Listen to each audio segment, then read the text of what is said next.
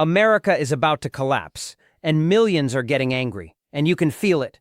Not in the headlines, in the grocery store, in the way the person in front of you at the register stared at the total and then put 3 items back without saying a word. In the parking lot where someone sat in their car for 5 minutes after loading the bags because going home means opening the envelope from the insurance company that has been sitting on the counter for a week. In the silence at your dinner table where someone used to talk about plans and now talks about which bill to let go. The anger is not theoretical, it is not political, it is the sound that a human being makes when the math stops working, and nobody in charge will admit that the math stopped working. And the math has stopped working. And the people who run the numbers know it, and the people who live inside the numbers know it.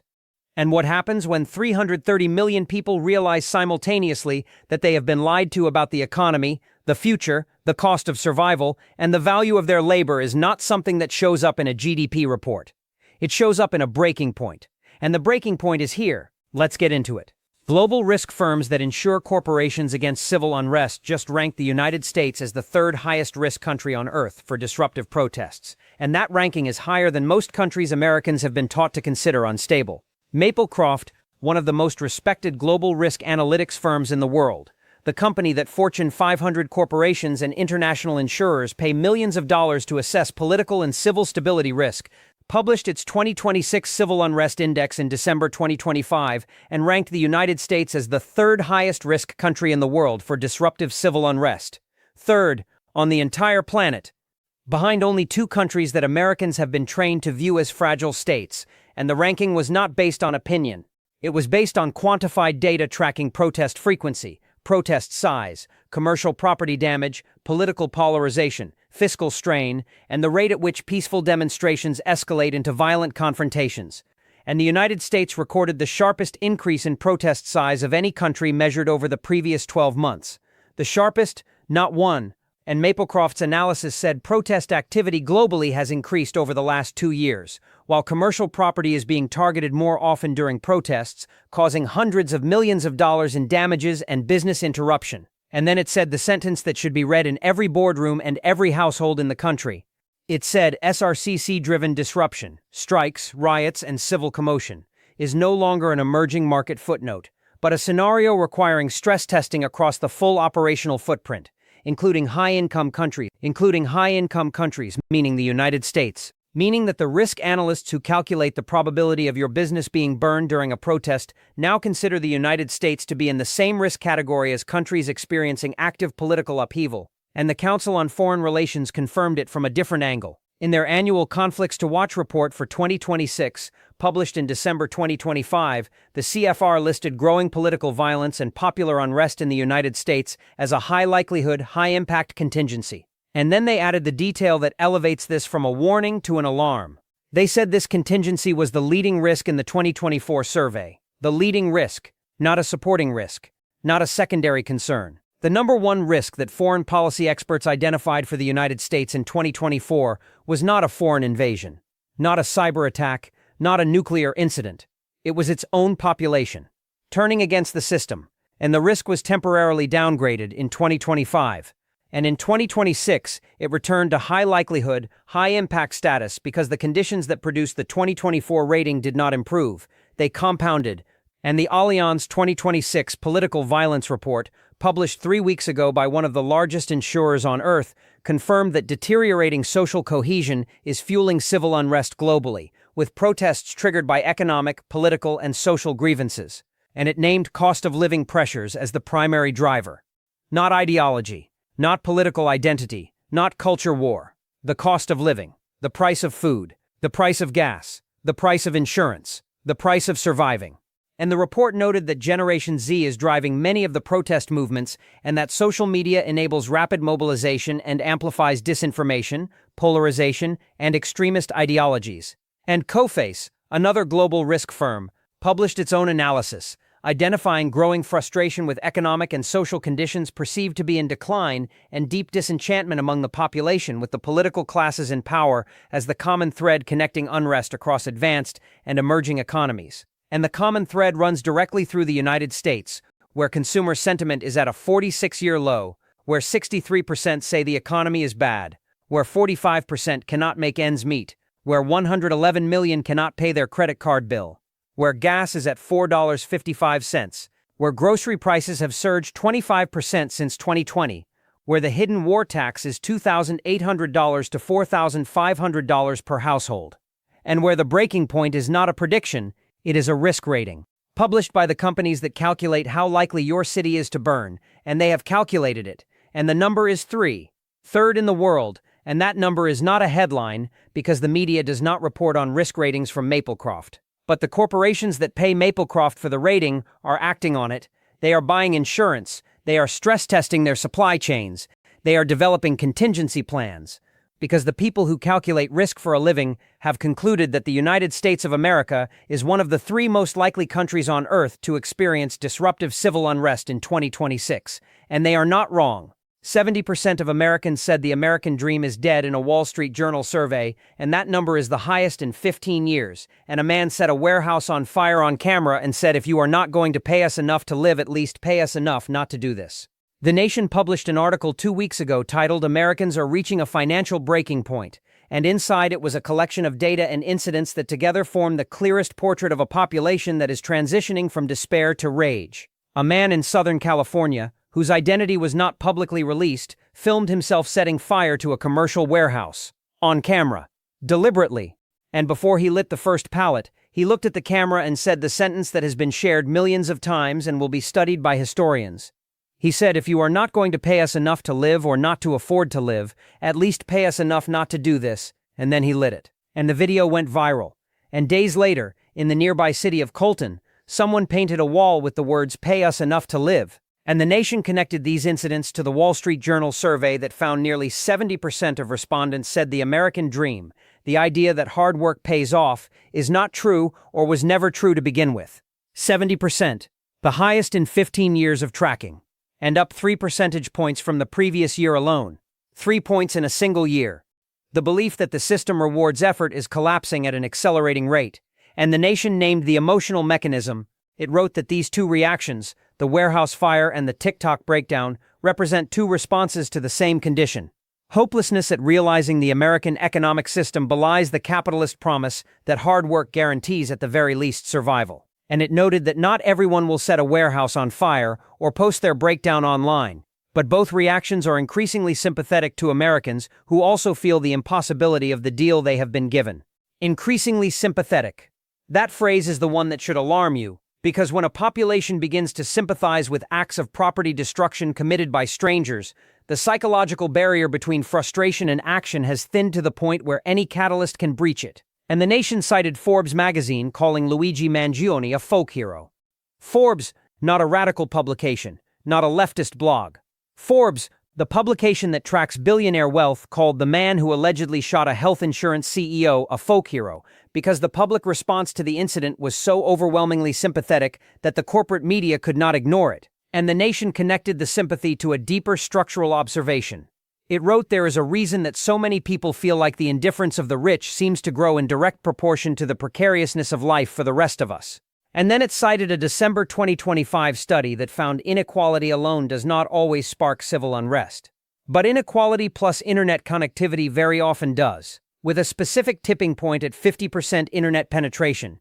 The United States has 92% internet penetration. The tipping point was crossed decades ago, and the inequality has reached levels that exceed the pre-French Revolution gap, with the top 0.1% owning more than the bottom 90%.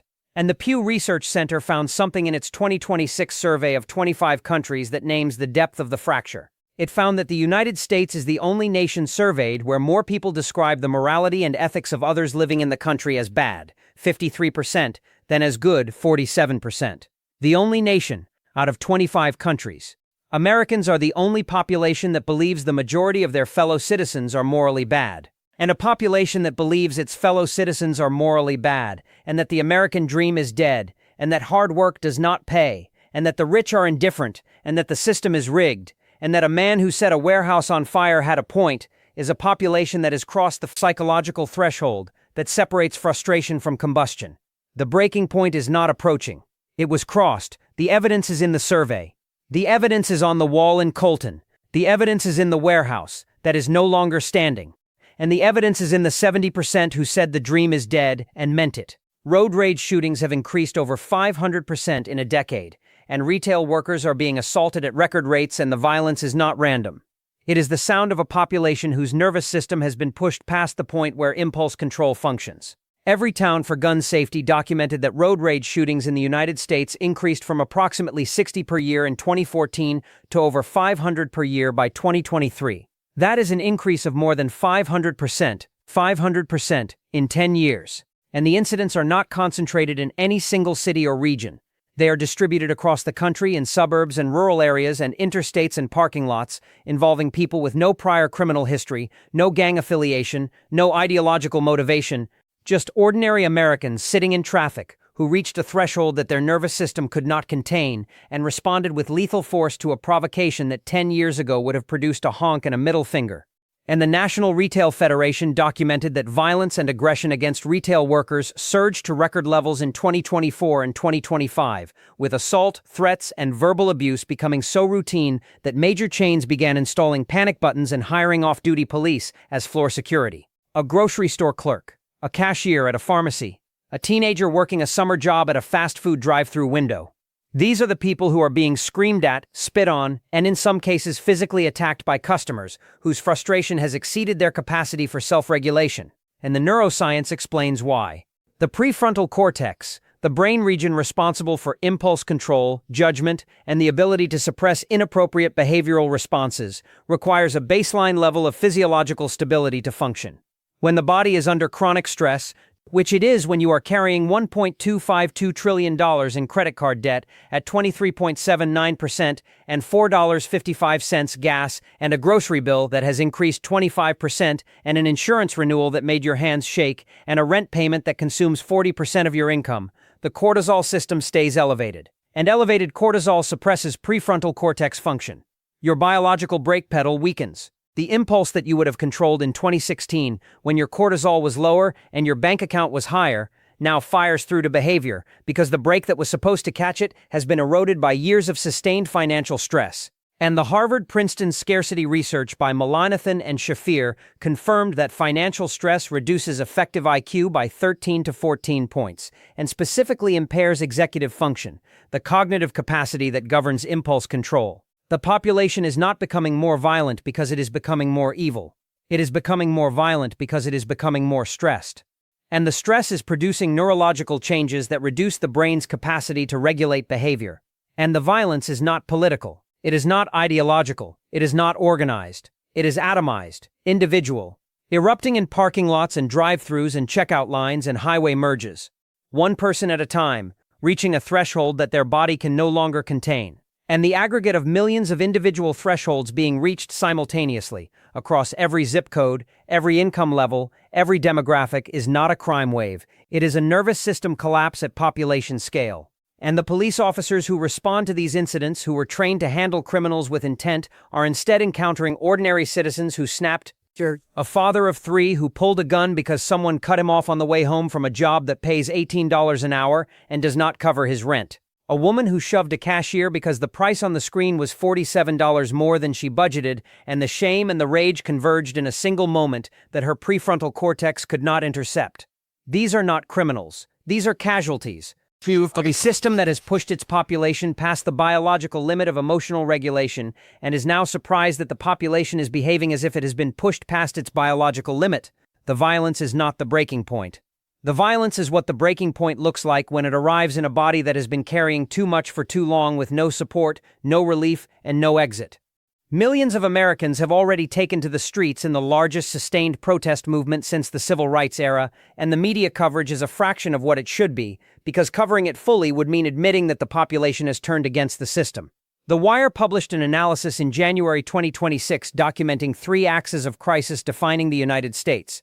The first axis was domestic political fragmentation and mass mobilization. And the data behind that axis describes a protest movement that most Americans outside of it do not fully understand the scale of, because the institutional media has treated it as a series of local events rather than what it actually is, which is a national uprising. The No Kings movement, which began as a response to perceived executive overreach, grew from scattered demonstrations in early 2025 to a June military parade protest that drew millions of participants across multiple cities.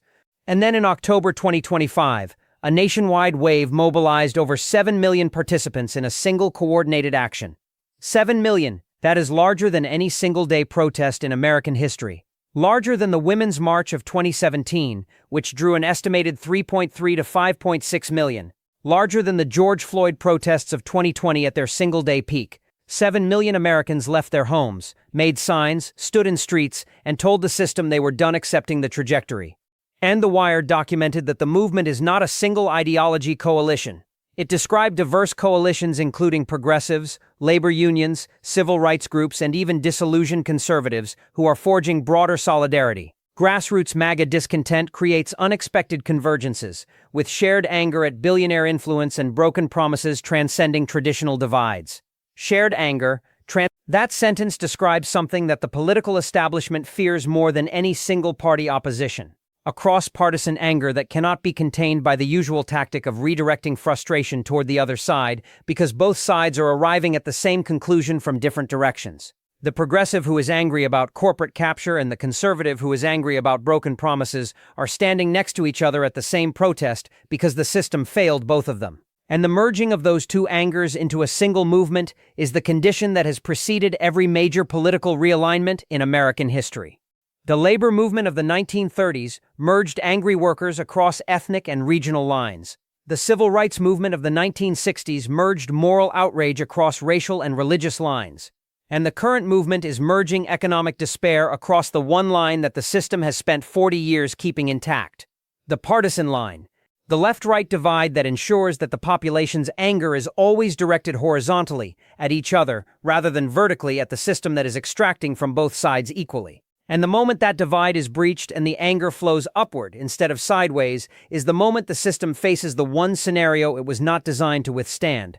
A unified population that knows who is actually responsible. And the midterm elections in November 2026 are approaching. And The Wire described them as a national referendum on the direction of the country.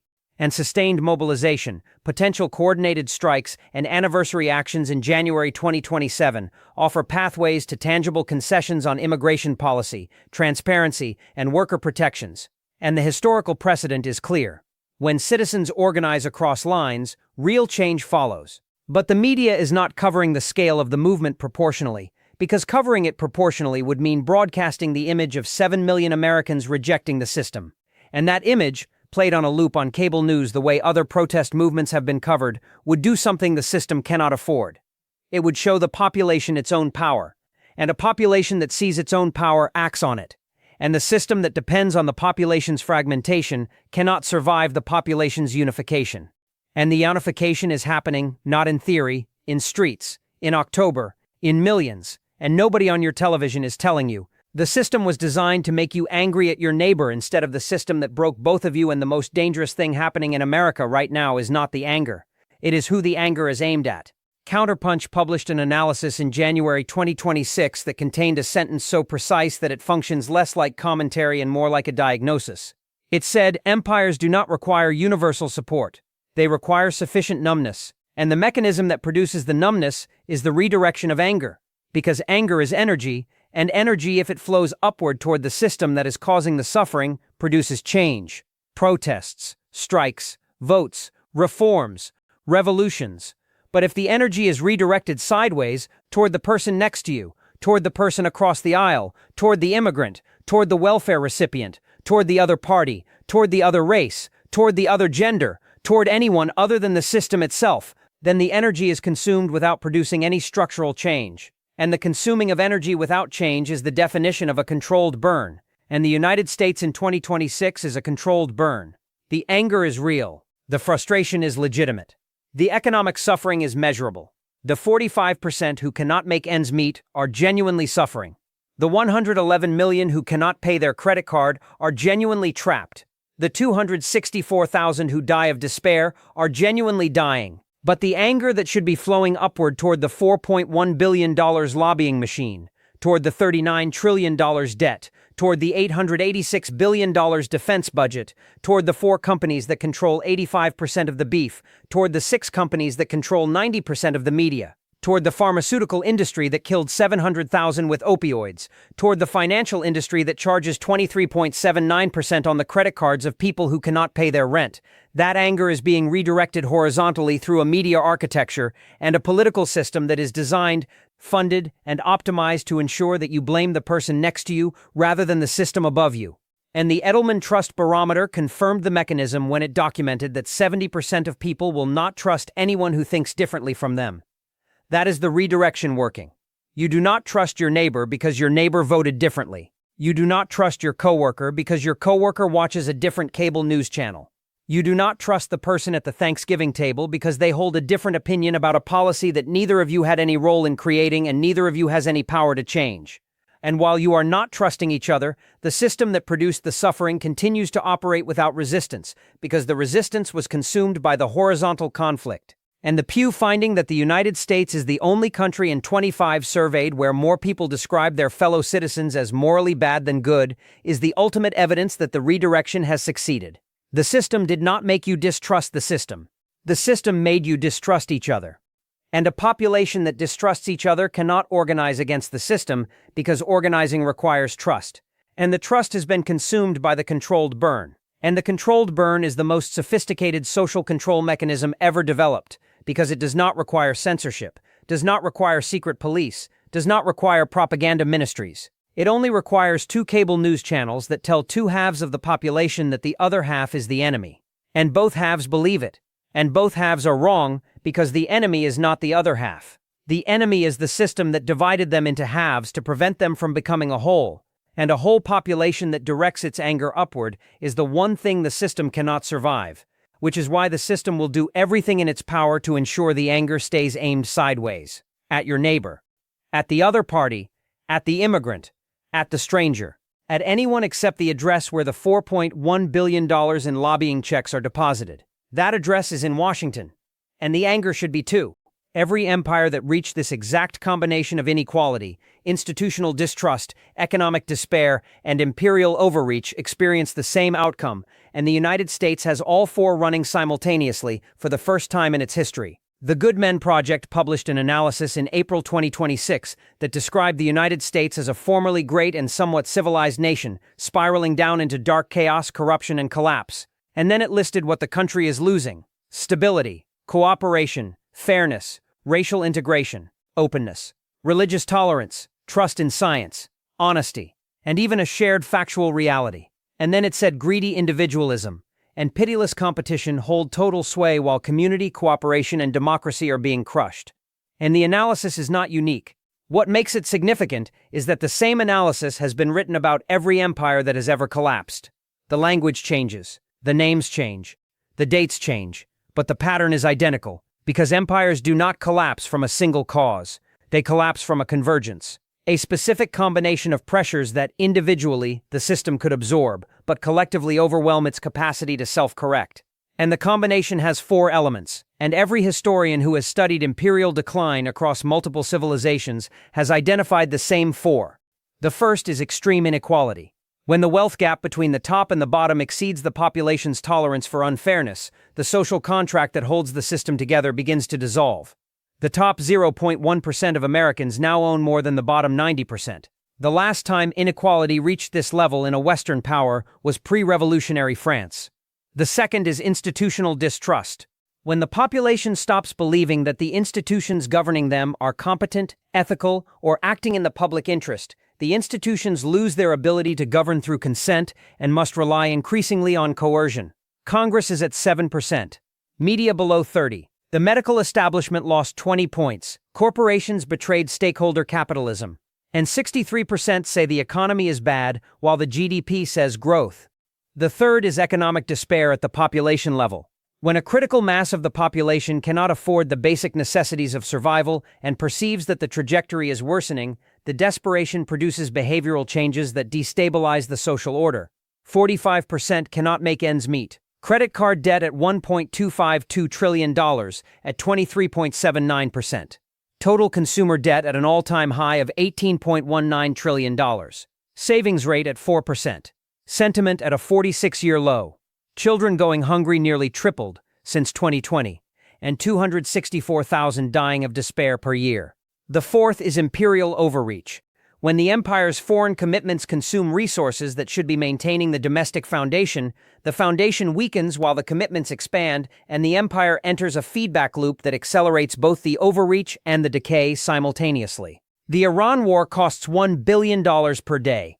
The defense budget is $886 billion. The strait is closed. The SPR is at 1983 levels. The hidden war tax is $2,800 to $4,500 per household.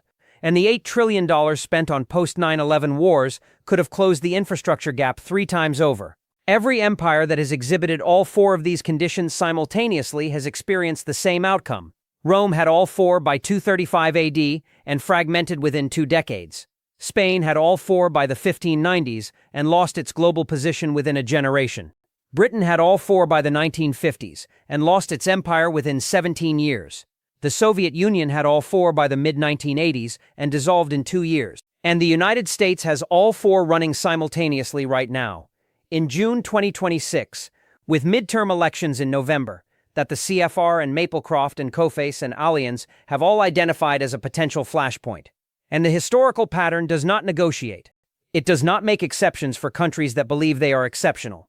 It does not pause because the population is distracted by a war or a celebrity scandal or a stock market rally. The pattern operates on the structural conditions, and the structural conditions in the United States in June 2026 are identical to the conditions that preceded every major imperial crisis in the last 2,000 years. Not similar, identical, 4 for 4. And the pattern says what happens next. And what happens next is not a question of whether. It is a question of when and how, and whether the population that is living inside the pattern recognizes it in time to build the local resilience that has historically been the only thing that carries communities through the transition. Because the transition is coming. The only variable is you. The people at the top already know what is coming because they are spending billions on farmland, bunkers, private security, and citizenship in countries with low debt and stable governments, and their behavior is the most honest forecast available. Forget the economic data for a moment. Forget the risk ratings and the trust surveys and the protest counts. If you want to know what is really coming, do not listen to what the people at the top say. Watch what they do, because behavior is the most honest form of communication that exists. And the behavior of the American elite class in 2025 and 2026 is the behavior of people who have read the same data you are hearing in this video, who have access to private intelligence briefings you will never see, who employ teams of analysts whose sole job is to assess systemic risk, and who have concluded that the system they sit atop is approaching a failure state that their money cannot prevent but can insulate them from. Bill Gates is the largest private farmland owner in the United States, with approximately 270,000 acres across 19 states. Farmland does not lose value during a currency crisis because food does not lose demand. Jeff Bezos purchased a $79 million estate in Hawaii and a $68 million compound in Indian Creek, Florida, one of the most heavily secured residential enclaves in the country. Peter Thiel acquired New Zealand citizenship and purchased a 477-acre estate near Queenstown with an airstrip. Larry Ellison purchased an entire Hawaiian island. Mark Zuckerberg built a 5,000-square-foot underground bunker beneath his 400-acre Kauai estate with self-sufficient energy and food production capabilities. Sam Altman, the CEO of OpenAI, has discussed post-collapse scenarios publicly. Reid Hoffman, co-founder of LinkedIn, told The New Yorker that an estimated 50% or more of Silicon Valley billionaires have purchased some form of collapse insurance, whether bunkers, farmland, island property, or foreign citizenship. 50%. Half of the people who built the technological infrastructure you use every day have purchased escape routes from the country that infrastructure operates in.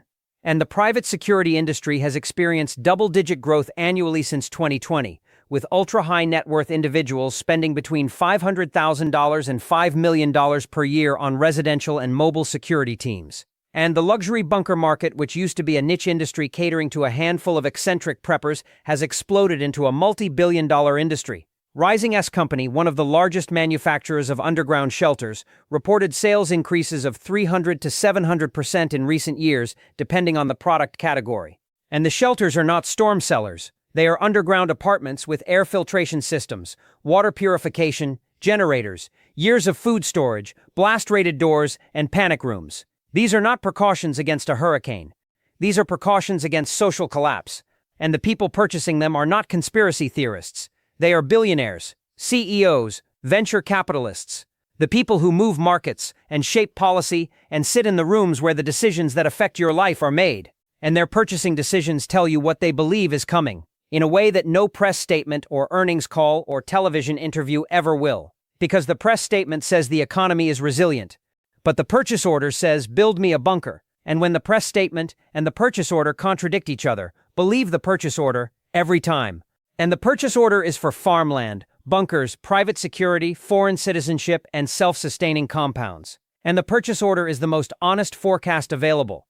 And the forecast says the people who have the most to lose from the collapse have already concluded that the collapse is coming, and have spent billions positioning themselves to survive it. And you do not have billions, but you have the same information now that they had when they started buying. The question is whether you act on it. Every pressure point in this country is scheduled to converge in the next 90 days, and the summer of 2026 will be remembered as the season when the temperature outside matched the temperature inside the population. There is a reason that civil unrest historically peaks in summer. The heat itself is a physiological accelerant. Studies published in the Journal of Environmental Economics and Management have documented a direct correlation between temperature and aggression, with violent crime rates increasing between 2 and 6% for every degree above the seasonal average. The body's thermoregulatory stress raises cortisol, lowers serotonin, impairs sleep quality, and reduces the prefrontal cortex's capacity for impulse control. The heat makes you angrier. That is not a metaphor. It is a neurochemical fact. And the summer of 2026 is forecast to be among the hottest on record, continuing a trend that has produced the 10 warmest years in recorded history, all within the last decade. And the heat will land on a population that is already carrying every pressure point described in this video. Gas at $4.55 and climbing because Brent crude surged 4.9% after direct Israel-Iran strikes this week. The SPR at 1983 levels with weeks of usable inventory at Cushing. Summer driving season, adding 9.5 million barrels per day of demand to a system that cannot supply it. Diesel at a record $6.30, raising the cost of transporting everything. Grocery bills heading toward a September surge when the harvest that was planted with 75% fertilizer arrives at reduced yields. LIHEAP eliminated for 6 million households heading into a summer where air conditioning is not a comfort but a survival requirement for the elderly and the chronically ill. Credit card debt at $1.252 trillion at 23.79%, with no relief in sight. The SNAP work requirements hitting low-income families at 80 hours per month with no exemptions. Food banks at record demand with declining donations. And the midterm campaign season, ramping up from July through November, pouring billions of dollars of political advertising into a population that is 70% insular, 63% convinced the economy is bad, and trusting Congress at 7%. The campaign ads will tell half the country that the other half is destroying America. Both halves will believe it because the Edelman data shows 70% refuse to trust anyone who thinks differently. And the anger that the campaign is designed to mobilize for votes will be indistinguishable from the anger that the economic conditions have already produced. The political anger and the economic anger will merge into a single undifferentiated rage that has no clear target, no clear outlet, and no clear resolution because the system has ensured that the anger stays horizontal, and the heat will amplify it, and the gas prices will amplify it, and the grocery prices will amplify it. And the elimination of LIHEAP will amplify it when 6 million households cannot cool their homes and the emergency rooms begin seeing heat stroke patients who are there because the government cut the program that paid their electricity.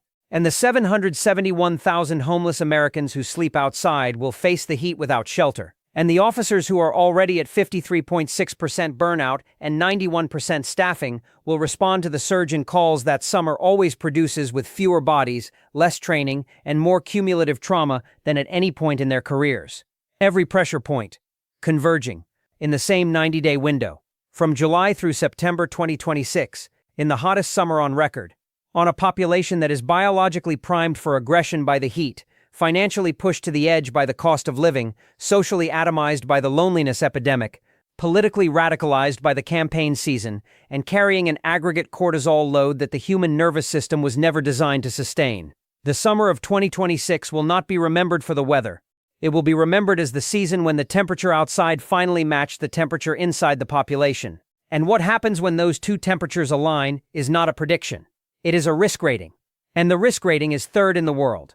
Number 2. The breaking point does not have to mean destruction, because the same energy that burns a building can build one, and the only difference is where the anger is aimed and whether the person holding it has a plan. I need to tell you something about breaking points that the media will not tell you, because it does not fit the narrative of inevitable doom that generates the clicks that pay the advertising revenue. Breaking points are not endings, they are inflection points. Moments where the trajectory of a system changes direction because the pressure forced a decision that could not be deferred any longer. And the direction can go either way, down or up.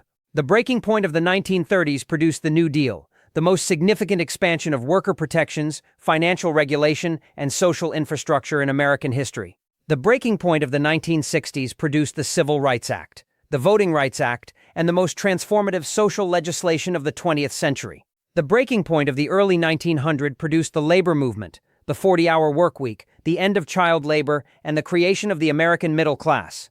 Every one of those transformations was preceded by exactly the same conditions you are living inside right now. Extreme inequality, institutional distrust, economic despair, popular anger, mass mobilization, and the outcome in every case was determined not by the breaking point itself, but by what the population did with the energy the breaking point released. The energy can burn, or the energy can build, and the difference between the two is not the intensity of the anger, it is the direction. Anger aimed at a building produces ash. Anger aimed at a ballot produces legislation. Anger aimed at a neighbor produces division. Anger aimed at a community produces solidarity. Anger aimed at a corporation through a boycott produces accountability. Anger aimed at a congressperson through organized constituent pressure produces policy. The anger itself is not the problem. The anger is appropriate. The anger is proportional. The anger is the correct emotional response to a system that has extracted $18.19 trillion in consumer debt at 23.79% and drained the SPR to 1983 levels and spent $8 trillion on wars and produced a population where 45% cannot make ends meet and 260,000 die of despair and 70% say the dream is dead. If you are not angry about that, you are not paying attention. The question is not whether the anger is justified. The question is what you do with it. And the people who channel anger into preparation rather than destruction are the ones who survive the transition and build what comes next. And building what comes next looks like paying off the credit card, so the financial system's grip on your life weakens by one thread. It looks like storing 90 days of food so the September price surge does not control your choices. It looks like learning a skill that produces something tangible because the post-breaking point economy will not reward the same skills the pre-breaking point economy rewarded. It looks like knowing your neighbor's name so that when the pressure peaks you have someone to share the weight with instead of someone to blame. It looks like showing up to the midterm election in November, not because you believe in the candidate, but because 88 million people not showing up is how 7% confidence stays at 7%. And it looks like redirecting the anger from horizontal to vertical, from the neighbor to the system, from the immigrant to the lobby, from the other party to the donors who fund both parties, from the person across the aisle to the institution that built the aisle to keep you apart. The breaking point is here. The anger is real, and the only thing that determines whether the breaking point produces destruction or construction is you, your aim, your plan, your community, your refusal to let the system consume the energy that could rebuild it. The country is not going to save itself. The government at 7% is not going to save it. The media at 30% is not going to save it. The corporations that laid you off by email are not going to save it. The only thing that has ever saved a country at the breaking point is the people inside it deciding that they would rather build than burn. I have spent this video showing you the breaking point from every angle, the global risk firms that rank the country third in the world for civil unrest, the 70% who say the American dream is dead, the warehouse fire and the wall that said pay us enough to live, the road rage and the retail violence and the nervous system collapse at population scale, the 7 million who marched in October, and the media that did not cover it, the controlled burn that aims your anger at your neighbor instead of the system, the four-element convergence that has preceded every imperial collapse in history, the billionaires who have already purchased their escape, the summer that is about to compress every pressure into a single 90-day window, and the breaking point that can go either direction depending on what the population does with the energy. And I want to end by telling you what I believe Not what the data says. What I believe. I believe the country is at a breaking point that is real and structural and measurable and historically consistent with the conditions that have preceded transformational change in every civilization that has faced them. And I believe the transformation can be positive or catastrophic depending entirely on what ordinary people do in the next 6 months. Not the politicians. The politicians are funded by the system that is breaking, not the media. The media is owned by the corporations that profit from the breaking, not the billionaires. The billionaires have already left. The ordinary people, you, the person watching this video at midnight with the weight on your chest, you are the variable, and the variable has power that the system has spent 40 years convincing you does not exist. The power to stop buying what you do not need. So the consumption machine loses revenue. The power to pay off the debt, so the financial extraction machine loses its grip. The power to store food, so the September price surge does not control your family's choices. The power to learn a skill, so the labor market cannot replace you with an algorithm. The power to know your neighbor, so the loneliness does not consume either of you. The power to show up in November, so the 7% cannot hide behind the 88 million who did not vote. The power to redirect your anger from horizontal to vertical. From the person beside you to the system above you. From the controlled burn to the real target. And the power to build one meal, one skill, $1 off the debt. One bag of rice in the pantry, one knock on a neighbor's door, one conversation that crosses the partisan line, one act of community that the algorithm cannot monetize and the system cannot extract, and the lobbyist cannot corrupt, and the media cannot redirect. That is how breaking points become building points. Not through revolution, not through violence, not through burning the thing that is already burning itself, through the quiet, unglamorous, invisible work of becoming the kind of person and the kind of neighbor and the kind of community that does not need the system to function in order to survive, because the system is breaking, and the people who depend on it entirely will break with it. And the people who built something outside it, something local, something rooted, something real, will carry each other through the transition the way communities have carried each other through every breaking point in the history of the species, by showing up, by sharing, by refusing to let the anger consume them, by aiming it where it belongs, and by building the thing that comes next before the thing that is here finishes falling. America has hit the breaking point.